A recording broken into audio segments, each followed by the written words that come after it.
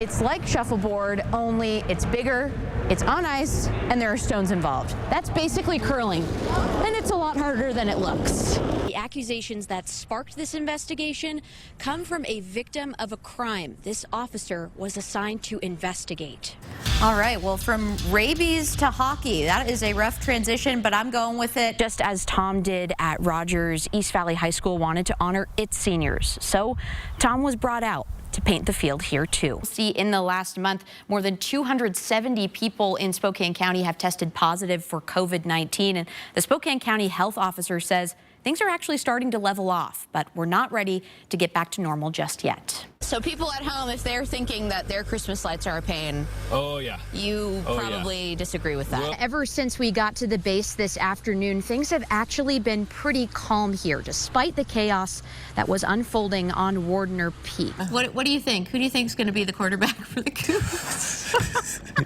You're asking the wrong person. While it looks bad today, it was even worse yesterday. Hundreds, if not thousands of people are expected to go in front of the American Idol producers today for their chance to become the next American Idol. We want to give you an idea of what you can expect if you're going up this hill tonight. I'm going to take a step back so you can take a look at what you're going to be running into. We have been diehard Jag fans since day one of this season, installing electrical boxes or digging up gas lines.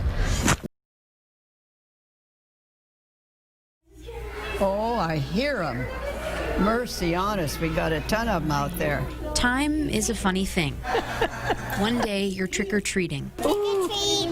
The next, you're passing out candy. Oh, she likes suckers. And before you know it, 96 Halloweens have passed. Oh, I like your costume. And the holiday may feel like a thing of the past. Come on, have another one, sweetie. Oh, unless you're 96-year-old Jean Norton and her friends at Brighton Court Assisted Living. Makes us feel young. Makes us feel happy. Every year on October 31st, they turn back the clock for 1 hour. Just kind of puts a spark in them that they don't get very often. And suddenly, time melts away. They're young again. Oh, boy.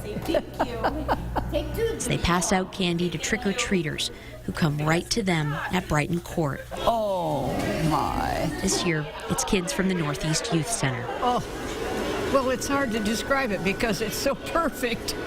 It just makes our life and makes our day, it's a thrill.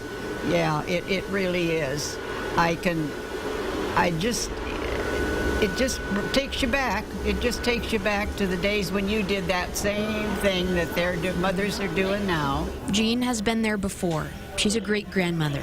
Her kids, their kids, and their kids are all grown now. I love hugs. Yes, I do. So days like today are timeless. Now I don't think too far ahead, but only hope that maybe I can be here next year to take part in all of this again.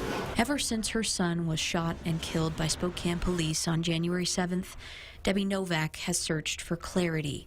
She's protested outside of the Spokane County Courthouse every month since, seeking justice for her son David, waiting to learn if the officer who fired the fatal shot would face charges. I find that Spokane police officer Brandon Rankin was justified in his use of deadly force in this incident. And those words from Spokane County prosecutor Larry Haskell gave her an answer she couldn't accept. It is my son. It is our loved one. Shame on you. You should not handle things that way. Debbie, David's sister Crystal, and the rest of their family listened as Haskell explained why Officer Brandon Rankin had the right to shoot their son, even though a baseball bat and no gun was found at the scene. I'm sorry, you need more training if you can't figure out that's bad. More training. Disgusting. Cold-hearted, disgusting. On top of their grief and their frustration with the decision, they were made even more upset by the fact they were learning of it alongside the press with no warning ahead of time. Taylor, if Taylor would not have told us about this meeting today, you would not have had us in bed here. After months of protesting, the Novaks made one thing clear. Their battle is far from over. We'll see you guys in court. That's all I have to say. See you in court. You guys have no idea what kind of family you're up against. This system is sick. It's the best snow we've had all year, and I decided to skip school to come up, ride. And it's a good thing he did.